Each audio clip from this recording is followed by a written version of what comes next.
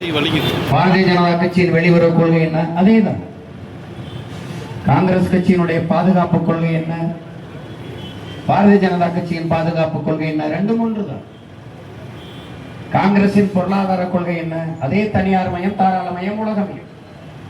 அதேதான் பாரதிய ஜனதா கட்சியின் பொருளாதார கொள்கை. அவர்களுடைய கல்விக் கொள்கை என்ன? அவர்களுடைய மருத்துவ கொள்கை என்ன? ரெண்டுமே ஒன்றுதான். சரக்கு மற்றும் சேவை வரி ஜிஎஸ்டி கொண்டு வந்தது யார்? காங்கிரஸ். அதை செயல்படுத்தினது யார்? பாரதிய ஜனதா. நீட்டு தேர்வை கொண்டு வந்தது யார்? காங்கிரஸ். செயல்படுத்தினது யார்? பாரதிய ஜனதா. என்ஐஏ கொண்டு வந்தது யார்? தேசிய புலனாய்வு முகமையை கொண்டு வந்தது யார்? காங்கிரஸ். செயல்படுத்தியது யார்? பாரதிய ஜனதா. அவர்கள் பெற்று பேர் வைப்பார்கள், இவர்கள் உணவு கொடுத்து ஊட்டமாக வளர்ப்பார்கள். ரெண்டும் ஒன்றுதான். என் அன்பு சொந்தங்களே, கட்சித்தில எடுத்து கொடுத்தது யார்? காங்கிரஸ். கொடுக்கும் போது இந்த நாட்டில் ஆட்சியில் இருந்தது யார்? திமுக. அதை எதிர்த்து பேசி தடுக்காமல் இருந்தது யார்? இவர்கள் தான்.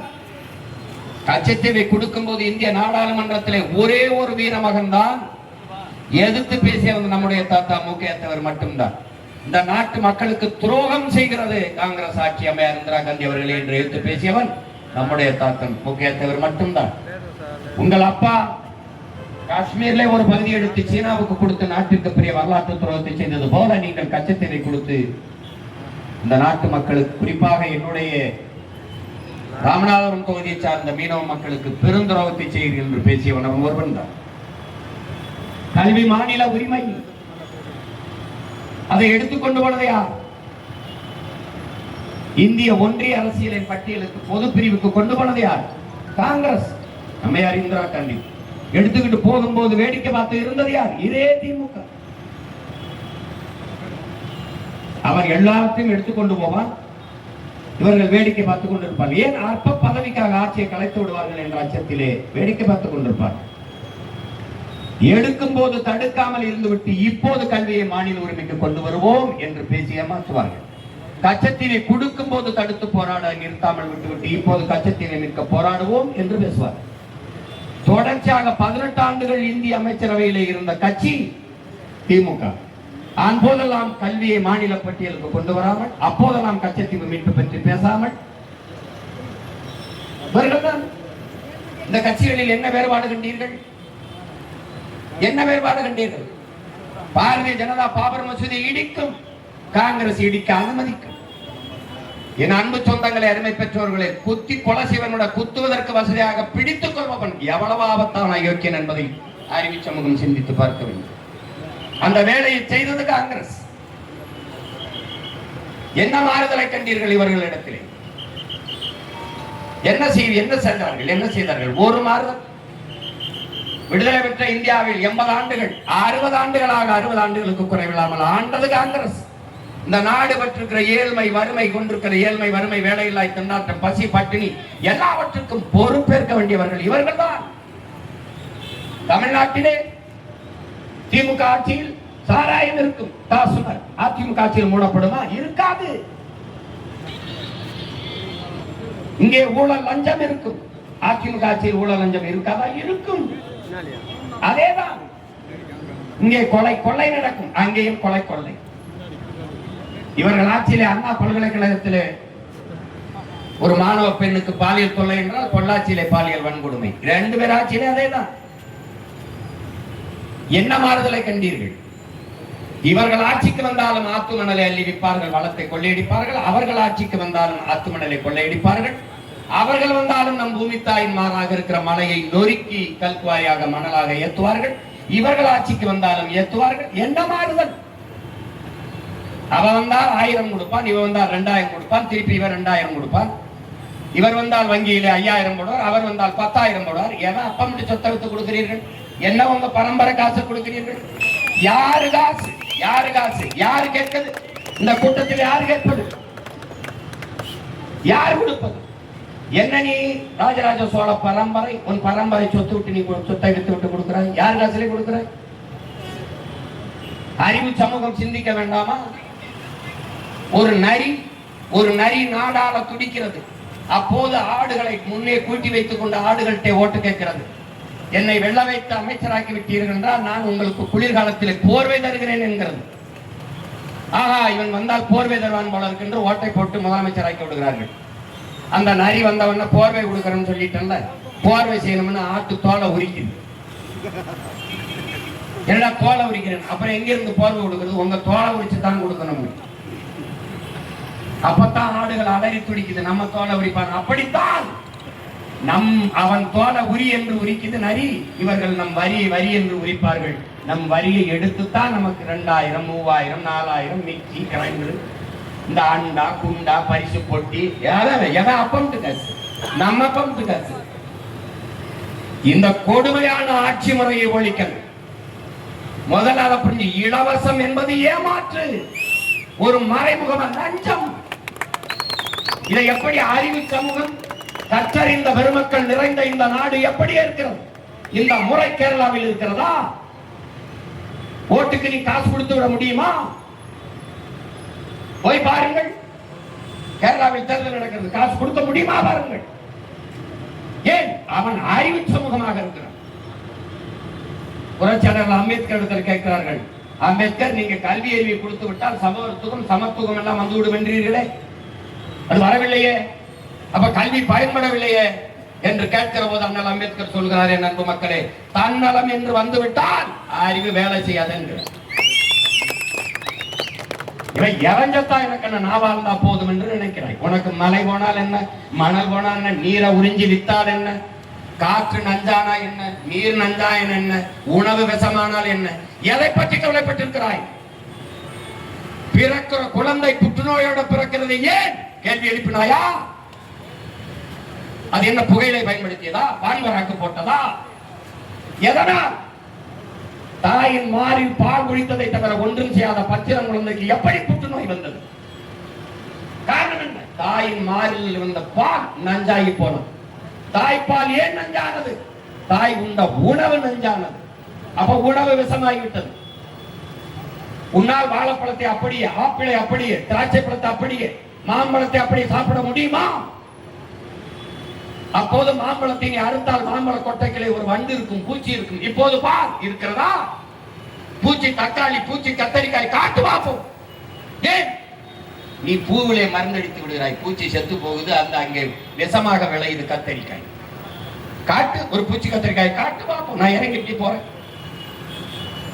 நீ நஞ்சை உண்டு கொண்டிருக்கிறாய், காற்றை சுவாசிக்கிறாய், கந்தக தூசியை சுவாசிக்கிறாய். ஒரு மரம், ஒரு மனிதன் 422 மரம் தேவைப்படுது ஒரு மனிதனுக்கு. உனக்கு இருக்கா? இருக்கா உனக்கு? ஒரு கார் வெளியிடுகிற நச்சு புகையை கட்டுப்படுத்த 6 மரங்கள் அவசியம்ங்கிறான். இருக்கா? எத்தனை கார் ஓடுது, எத்தனை மரம் இருக்குது? காட்டு. நீ காற்றையா சுவாசிக்கிறாய், கந்தக தூசியை சுவாசிக்கிறாய். அப்புறம் நுரையீரல் தொற்று, புற்று, அப்புறம் கண்ணு எரிச்சல், தோல் நோய் வராமல் என்ன செய்யும்? என்னைக்கு சிந்திப்பாய்? என்னைக்கு சிந்திப்பாய்? நீ குடிக்கிறது தண்ணி தானா? அதை நீரா? அறிவு சமூகம் சிந்திக்க வேண்டாமா? தண்ணீருக்கு என்று தனித்த உயிர் கிடையாது.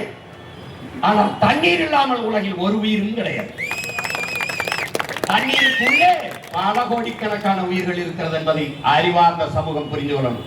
அதில் என் நிலையில என் தம்பி தங்கை. தண்ணீருக்குள்ளே பல கோடிக்கணக்கான நுண்ணுயிரிகள், பாக்டீரியாக்கள், பூஞ்சை காளான் என்ற பல நுண்ணுயிரிகள், அவைதான் மனித உடலுக்கு ஆற்றலை தருகிறது.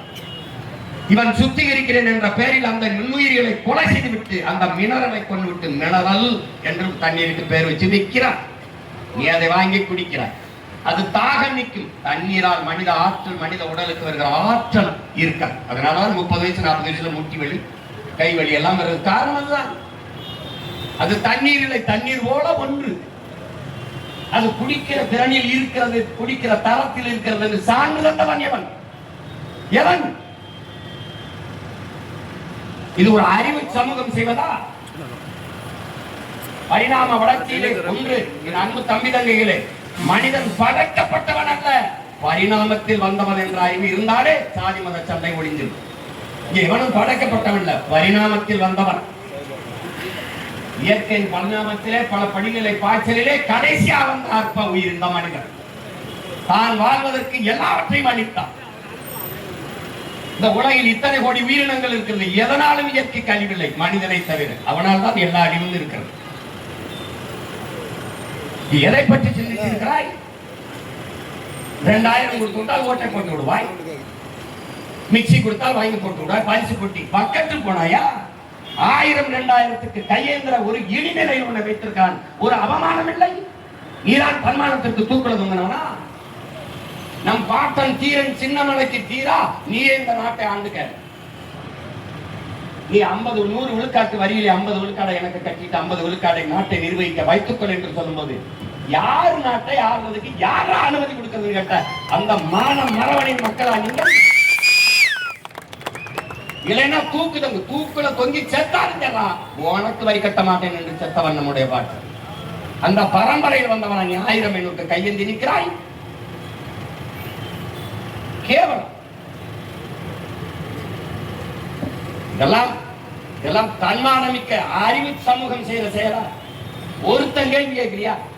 இலவசம் கொடுக்கிறியா? அதுல இழக்கிற பணத்தை எப்படி எடுக்கிறாய்? அதை மட்டும் கேள்வி. எங்கிருந்து எடுக்கிறாய்? எங்கிருந்து எடுக்கிறாய்?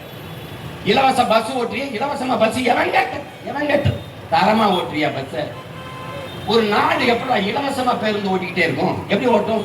ஓட்டுநருக்கு சம்பளம் எங்கிருந்து கொடுப்பான், நடத்துனருக்கு சம்பளம் எங்கிருந்து கொடுப்பான், எரிபொருள் எங்கிருந்து போடுவான், சரி புதிய பேருந்து எங்கிருந்து வாங்குவான், எங்கிருந்து வாங்குவான்? அறிவு இருக்கிறவன் செய்யற ஆட்சியாது இது செய்வானா?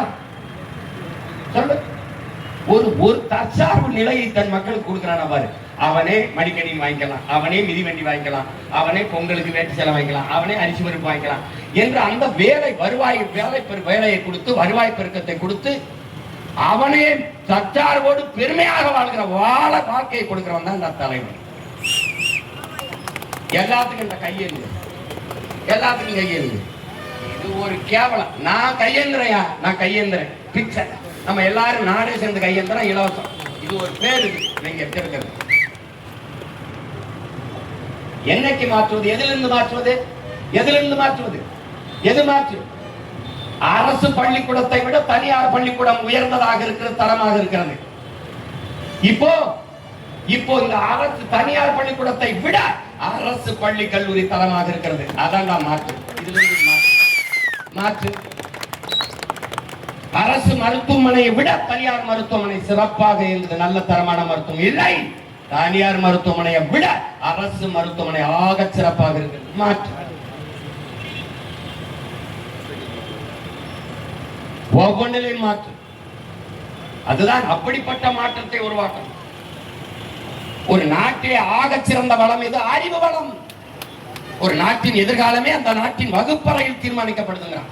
உன் வகுப்பறை அறிவு கருவறையா இருக்கா, வியாபார அறையாக இருக்கா? அப்புறம் மாற்றணும் துடிக்கிற உங்க பிள்ளைகளின் எண்ணத்தை பாருங்கள். முன்னால் நிற்கிற உங்க பிள்ளைகளின் சாதி என்ன என்று பார்க்காதே, சாதிக்க துடிக்கிற எங்கள் எண்ணத்தை பார்.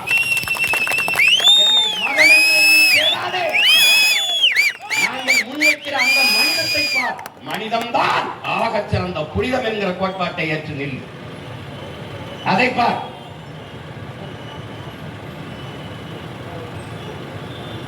என்ன நடந்திருக்குங்க? ஒரு மாறுதலும் இல்லை.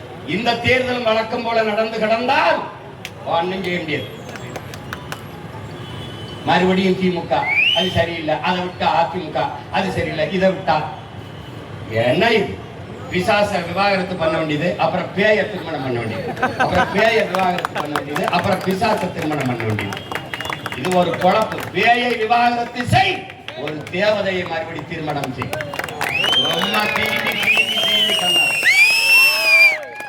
எப்படி மாற்று? திமுகவுக்கு எப்படி அதிமுக மாற்றுன்னு நீ சிந்திக்கிற? தீமைக்கு எப்படி தீமை மாற்று?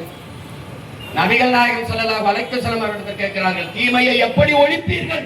நன்மையை வைத்துத்தான் ஒழிப்பேன் என்கிறார்கள். அந்த நன்மை யார்? இந்த நன்மை எது? எது நன்மை? எது நன்மை? நாங்க வந்தா 2000 மகளிருக்கு கொடுப்போம், நாங்க வந்தா குடும்பத்தில் இருக்க 2000 கொடுப்போம், நாங்க வந்தால் 2500 கொடுப்போம். இதுவாடா ஒரு ஆட்சி முறை? 2000 இல்லடா, 2000 இல்ல, 25000 கூட மாதம் ஈட்டிக் கொள்கிற வருவாய் பெருக்கத்தை என் தாய்க்கு கொடுக்கிறதாண்டா ஒரு தன்னானமிக்க தலைவர். எல்லாம் கொடுத்துருவேன், எல்லாம் கொடுத்துருவேன், இலவசம் எல்லாம் கொடுத்துருவேன். வேலை, உழைப்பு, சம்பளம், வாழ்க்கை இது ஒவ்வொன்றும் துண்டிக்கப்படுது. இலவசத்துல துண்டிக்கப்படுது. என் உடன் பிறந்தானே. அடுத்தது முதல்ல வேலை, அதுல உழைப்பு, அதுக்கப்புறம் ஊதியம். அதான வாழ்க்கை, பெருமை மிக்க வாழ்க்கை. இந்த இது வந்து துண்டிக்கப்படுது.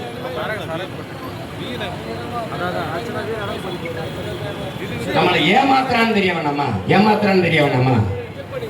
ஒருத்தன் திருட வார அந்த நாய் அந்த வாசல்ல உட்கார்ந்து இருக்கு. மகிழ்ச்சுவரை ஏறி குதிக்கிறான், பாக்குது. அப்ப பார்க்கும்போது இவன் நம்ம வீட்டு எஜமானுக்கு, நம்ம வீட்டு முதலாளிக்கு வேண்டியவனா இருப்பானோ, உறவினனா இருப்பானோன்னு பாக்குது. திருப்பி ஏறி போறான், கூடவே போய் நிக்குது, பாக்குது. இவன் ரொம்ப விருதுன்னு போறானே, துணிஞ்சு போறானே, நம்ம வீட்டுக்கு சொந்தக்காரனா இருப்பானோன்னு நினைக்குது. மறுபடியும் போறான். இந்த நாய் நம்மளே பார்த்துட்டு இருக்க, ஒரு வேலை கடிச்சாலும் கடிச்சிருமோன்னு நினைச்சு அவன் பையில வச்சிருந்த ஒரு எலும்பு துண்டை தூக்கி போடுறான். டப்புன்னு அவனை பாஞ்சு கடிச்சிருது. ஏன்? அதுவரை அந்த வீட்டுக்கு உறவினன்னு நினைக்குது. எலும்பு துண்டை போட்டவன இவன் திருட வந்த அயோக்கிய பேடா நமக்கு லஞ்சம் கொடுக்குறான்னு கடிச்சிருச்சு. அப்ப நாய்க்கு தெரியுது இவன் எலும்பு துண்டை போட்டவன் நமக்கு தெரிய வேண்டாமா? இவன் 1000-500 கொடுக்கறது திருடத்தான்னு நமக்கு தெரிய வேண்டாமா? இது மான தமிழினம் செய்யற வேலையா? இது நீங்க ஒழிக்கணும். எதுல இருந்து மாற்ற கண்டாய்? திமுக அதிமுக என்ன மாற்று? இன்னைக்கு திமுக இருக்கிற அமைச்சர்ல 11 பேர் அதிமுக அமைச்சர். அதிமுகவில் அமைச்சராக இருந்த 11 பேர் இன்னைக்கு திமுக இருக்காங்க. கேட்டா இது தாய் கழகத்துக்கு வந்துட்டேன். அப்ப தாயை போலதான பிள்ளை இருக்கு, நூலை போலதான சேலை இருக்கு. சொர்ணாக்கா மாதிரி அம்மா இருந்தா அப்புறம் சொர்ணாக்கா மாதிரி இன்னும் சேலை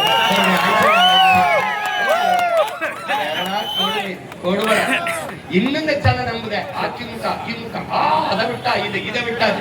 2 சனியனை விட்டு தொலை. பிள்ளைகள் நிக்கிற, உங்க பிள்ளைகள் நிக்கிற வழியே இல்லை என்று சொல்லாதே. நாமே ஒரு வழியாக மாறிக்கொண்டு வருகிறோம். இன்னைக்கு நேத்தா 15 ஆண்டுகளாக இதே மகன் கத்தி ஒத்த மகன் வந்து கத்தி 36 லட்சம் பேரை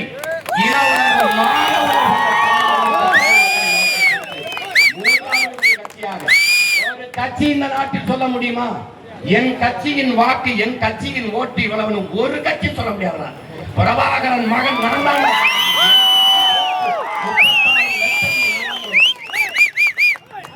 நீ அப்பவும் பயப்படுற. 6 மணி நேரம் என் வாக்க என்ன நீ எண்ண மாட்டேங்கிற, தயங்குற.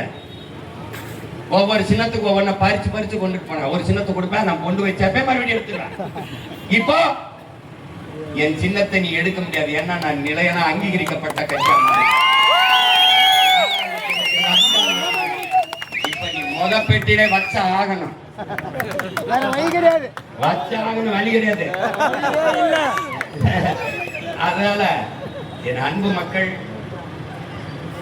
அறிவார்ந்த பெருமக்கள், என் அன்பு சொந்தங்கள், என்னிலும் இளைய என் தம்பி தங்கைகள், இந்த தேர்தலை ஒரு மாறுதலுக்கான களமாக, வரலாறு நமக்கு தந்திருக்கிற பெருவாய்ப்பாக நீங்கள் இதை பயன்படுத்திக் கொள்ளும்.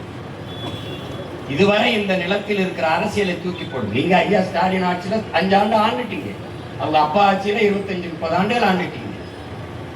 அப்புறம் அம்மையார் ஜெயலலிதா ஆட்சியில ஆண்டுட்டு வாழ்ந்துட்டீங்க.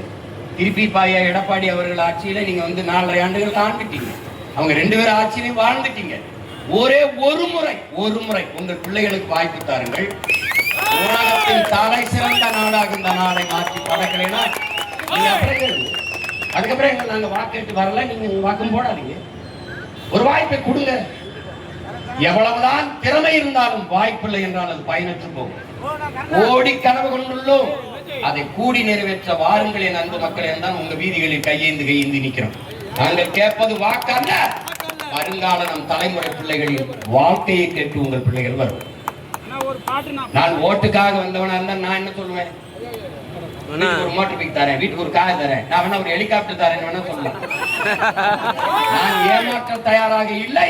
இந்த நிலையிலிருந்து முற்றுமுழுதாக மாற்ற வேண்டும் என்ற எண்ணத்தில் இருக்கிறவன். அதனால கூட்டம் அரசியலாகாதே நண்பு சொந்தங்களே. கூட்டணி வைத்திருப்பவன் தான் வலிமையானவன் என்று கருதாதீர்கள். கூட்டத்தில் நிற்பவனுக்கு துணிவோ வீரமோ தேவையில்லை. தனித்து நிற்பவனுக்கு தான் வீரமும் துணிவோ தேவையில்லை.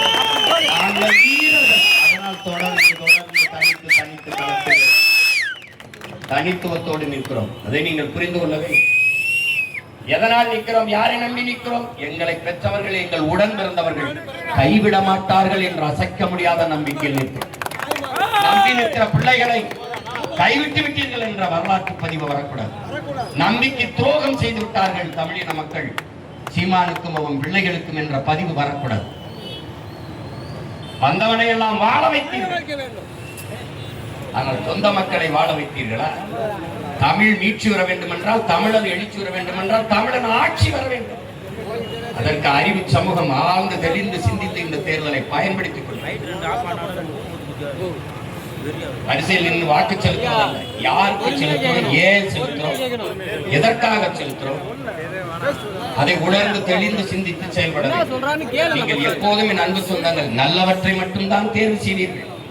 ஒரு துணி கடைக்கு போனால் நல்ல புடவையைத்தான் தேர்வு செய்ய, நல்ல வேட்டி சட்டையைத்தான் தேர்வு செய்வீர்கள். எங்கே நல்ல உணவு கிடைக்கும் என்று தேடி போய் நல்ல உணவைத்தான் தேர்வு செய்வீர்கள். எது ஒன்றையும் ஆக சிறந்த எதுவோ எது சரியோ அதைத்தான் தேர்வு செய்வீர்கள்.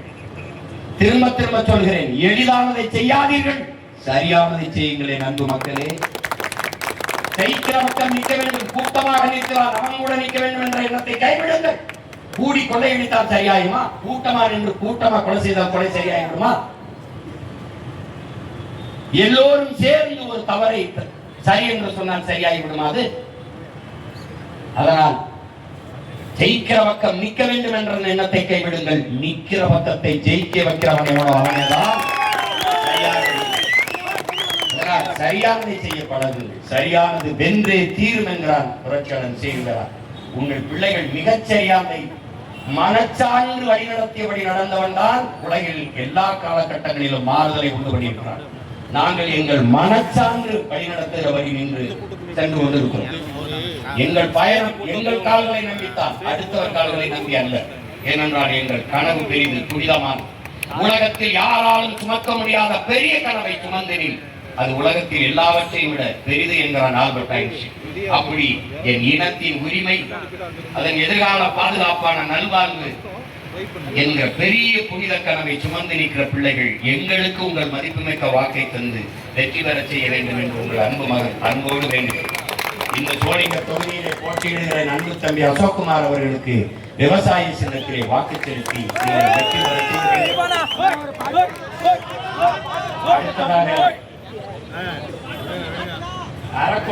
அரக்கோணம் தொகுதியிலே போட்டியிடுகிற அன்பு தம்பி ராஜ்குமார் அவர்களுக்கு விவசாய சின்னத்திலே வாக்கு செலுத்தி வெற்றி பெற செய்கிறேன். எங்களின் வெற்றி என்பது உங்களின் வெற்றி. இது நமக்கான வெற்றி, நாம் பிறந்த பெருமைமிக்க இனத்திற்கான வெற்றி. நீங்கள் நாம் தமிழர் என்பது ஒரு கட்சியின் பெயர் என்று கருதிவிடாதீர்கள் என் சொந்தங்களே. நாம் பிறந்த பெருமை மிக்க இனத்தின் அடையாளம் என்பதை நீங்கள் புரிந்து கொள்ளுங்கள். மற்ற கட்சிகளின் வெற்றி என்பது சாதாரண ஒரு நிகழ்வு. திமுக வெற்றி, அதிமுக வெற்றி என்பது ஒரு நிகழ்வு. ஆனால் உங்கள் பிள்ளைகள் எங்களினுடைய வெற்றி சரித்திரத்தில் மிகப்பெரிய புரட்சி, வரலாற்றில் மிகப்பெரிய மாற்றம். எளிய பிள்ளைகள் வாக்குக்கு காசு கொடுக்காமல், காசு இல்லாமல் ஆகச் சிறந்த கருத்தை இந்த மண்ணில் விதைத்து ஒரு கருத்தியல் புரட்சியின் மூலம் புதிய ஒரு அரசியலை கட்டி எழுப்பினார்கள் என்ற ஒரு வரலாற்று பதிவு வர வேண்டுமானால் எளிய பிள்ளைகள், உங்கள் பிள்ளைகள் எங்களுக்கு வாக்கை தந்து எங்களை வலிமைமிக்க அரசியலாற்றலாக மாற்றுங்கள். அது ஒன்றுதான் இந்த நாட்டுக்கும் மக்களுக்கும் பாதுகாப்பு. இந்த மக்களுக்கென்று ஒரு படை இல்லை என்றால் மக்களுக்கென்று ஒன்றுமில்லை என்கிறான் மாசேத்தும். இந்த மக்களுக்கென்று ஒரு படை இருக்கிறது தான் நாம் தமிழர் என்கிற அரசியல் புரட்சி படை. அந்த படையை வாக்கு செலுத்தி புதிய சரித்திரம் படையுங்கள் என்று உங்கள் அன்பு மகன் உங்களை அன்போடு வேண்டுகிறேன். இங்கே சோளிங்கர் தொகுதியிலே என் தம்பி அசோக்குமாருக்கும், அரக்கோணம் தொகுதியிலே என் தம்பி ராஜ்குமாருக்கும் உங்கள் மதிப்புமிக்க வாக்கை செலுத்தி வெற்றி பெற செய்யுங்கள். விவசாயி சின்னத்திற்கு வாக்களிப்போம், வருங்கால தலைமுறைக்கு வாழ்வளிப்போம். முயற்சி எடுக்க வேணும், முயற்சி எடுக்க வேணும், முடிவு பண்ணி பார்க்க வேணும். ஏன் மக்கள் எல்லாம் ஒன்னா சேர்ந்து ராசாக்கா, ஏன் மக்கள் எல்லாம் ஒன்னா சேர்ந்து ராசாக்கா, விவசாயி சின்னத்துக்கு வாக்களிக்கணும். ஏன் மக்கள் எல்லாம் ஒன்னா சேர்ந்து ராசாக்கா, விவசாயி சின்னத்துக்கு ஓட்டு போடணும் ஐயாக்கா. மாற்றம் வரணும் பாரு, மாற்றம் வரணும் பாரு. நாட்டு மக்க வாழ்க்கையில முன்னேற்றம் வரணும் பாரு. மாற்றம் வரணும் பாரு, மாற்றம் வரணும் பாரு. நாட்டு மக்க வாழ்க்கையில முன்னேற்றம் வரணும் பாரு. அந்த எண்ணம் கொண்ட சின்னத்தில ராசாக்கா நாம எல்லாருமே ஓட்டு போடணும் ஐயாக்கா. முயற்சி எடுக்க வேணும், முடிவு பண்ணி பார்க்க வேணும். ஏன் மக்கள் எல்லாம் ஒன்னா சேர்ந்து ராசாக்கா விவசாயி சின்னத்துக்கு வாக்களிக்கணும் ஐயாக்கா. ஏற்றம் வரணும் பாரு, ஏற்றம் வரணும் பாரு. இளச்சன வாழ்க்கையில ஏற்றம் வரணும் பாரு, ஏற்றம் வரணும் பாரு, ஏற்றம் வரணும் பாரு. ஏழை மக்கள் வாழ்க்கையில ஏற்றம் வரணும் பாரு. அந்த எண்ணம் கொண்ட சின்னத்தில ராசாக்கா நாம எல்லாருமே ஓட்டு போடணும் ஐயாக்கா. நாம எல்லாருமே ஓட்டு போடணும் ஐயாக்கா. மாற்றம் என்பது சொல்ல அல்ல, ஒரு செயல். மாறுவோம், மாற்றுவோம். இது மாற்றத்திற்கான எளிய மக்களின் புரட்சி என அன்பு சொந்தங்களின் அருமை உடன்பிறந்தார்களே, இந்த தேர்தலை ஒரு மாறுதலுக்கான வாய்ப்பாக பயன்படுத்துங்கள். உழைக்கும் மக்களே உங்கள் சின்னம், பாட்டாளி சொந்தங்களே உங்கள் சின்னம், கற்றறிந்த பெருமக்களே உங்களின் சின்னம் விவசாயி. போட்டு பாருங்க ஓட்ட, அப்புறம் பாருங்க நாட்ட. புரட்சி எப்போதும் வெல்லும். நம் வெற்றி அதை சொல்லும். நம் இலக்கு ஒன்றுதான், இனத்தில் இனம் ஒன்றாவோம், இலக்கை வென்றாவோம். தமிழ் தாய் வாங்க, நாம்